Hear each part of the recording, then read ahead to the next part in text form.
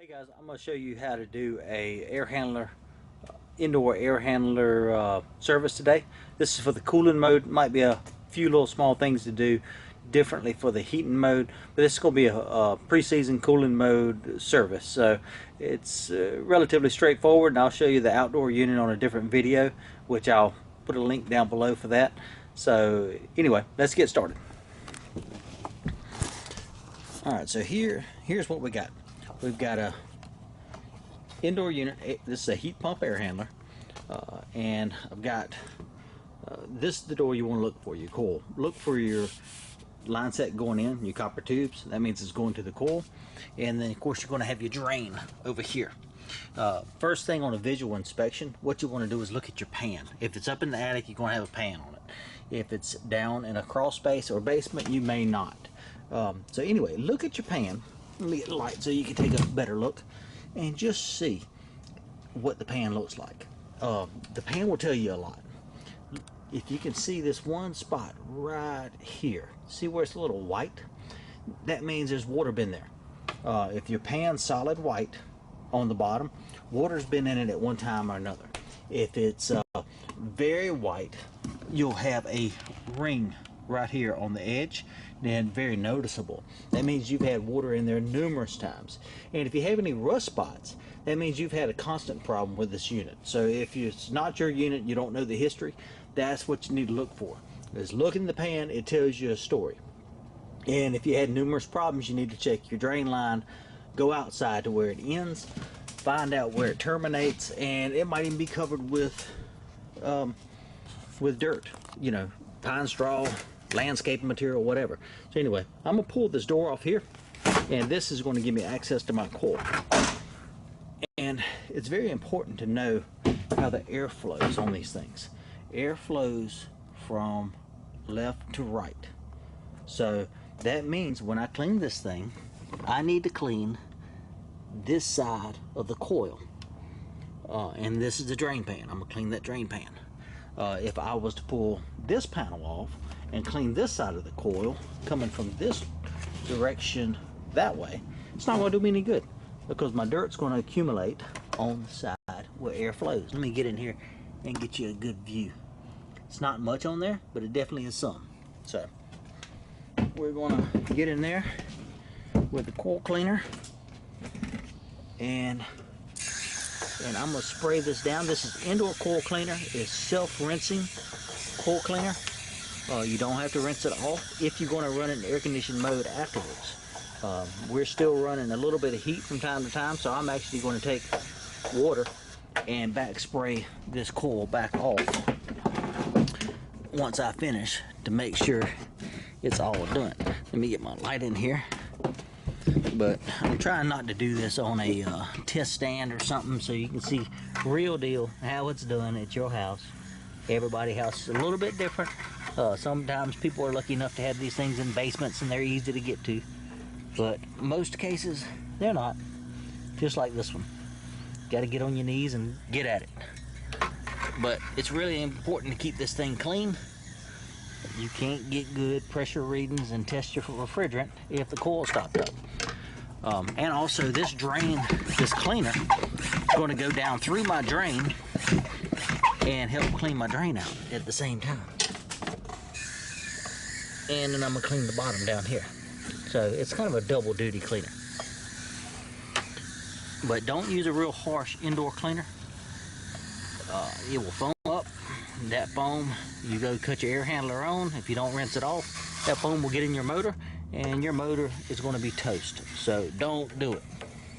Don't buy some heavy outdoor cleaner and stick in here, because I've seen people do it before, and you got to burn into a motor. It just ain't made to do that. And the brand I'm using here is Triple D.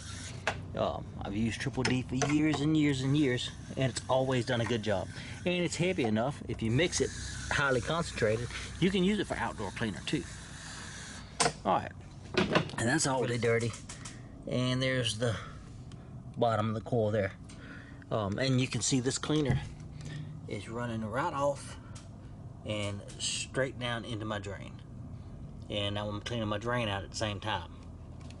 So anyway, that's that. And I'm gonna empty out my cleaning jug here, and I'm gonna get some water and I'm gonna rinse it off, and then I'll show you what to do on the blower section, what to do on it. And I got the indoor unit clean, indoor coil, spotless. Actually, and I put this on here years ago. This is actually a pretty cool feature.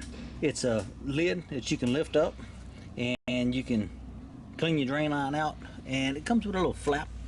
You can put this flap in here and point it one way, put your air tank on it, blow it out, or put the flap the other way and blow it the other direction in case it gets clogged. So pretty cool little deal. If not, they make a trap with a brush that's clear that you can use that. I've used them too. So anyway, both of them work real good. That's clean. You can strap that back, and here, make sure your power's off, and get you a cleaning rag. And two things you want to do in the blower section: make sure your wheel and all that's clean, and just grab your blower motor, go side to side with the wheel. If it goes side to side and you feel bumping, then you got some bearing wear. If it don't, then you're good. It will have some up and down play. And here on the bottom or the top, it depends on how you're positioned, but just take your rag and go ahead and clean all your electrical wires off, because they're going to get moldy and they're going to be nasty. And just wipe it down there. Just trying to do this one-handed, so it might be a little shaky. Hit the bottom of your motor as well, and you can see what came off of there. But some of them I go to hadn't been done in years. The motor would actually get clogged with dirt and debris, and that's how the motor is cooled, by the air. Look at your drain pan on the inside and wipe it down. Let me see if I can get this in here. I can grab everything. Wipe all this down real good. You can see what's coming off of it. Everything sucks air, and everything's going to collect dust. It's wet and damp and everything else. So wipe your whole machine down. Blower motor, blower wheel, everything. Next thing you want to do is come into your electrical section. Check your wires. Check your incoming, and I've got the power off. Check your incoming power wire. Make sure they're tight. Check your stay cons on your terminal boards. Make sure nothing is discolored. From running into heat mode, they can get discolored. Check the control board on the bottom or top, whichever position this is. Make sure there's no corrosion on it from any mildew or water from last year. And then the last thing you'd want to do, or you can do it before then, it don't really matter. I use just drain pan tablets. Get you a tablet, and normally I break them in half and put them, let me get this where you can see what's going on in this pan here. Now you can see the pan. And normally I just take one and I throw it on one side of the pan, and then put one on the other side of the pan. Place it in a position where it's a good position. Right there. And that's going to help keep that drain line clear all next summer. One thing don't do is don't stick it right here by your drain line, because it can get in there and stop your hole up. Now I'm going to put my panels back on, and indoor air handler is serviced.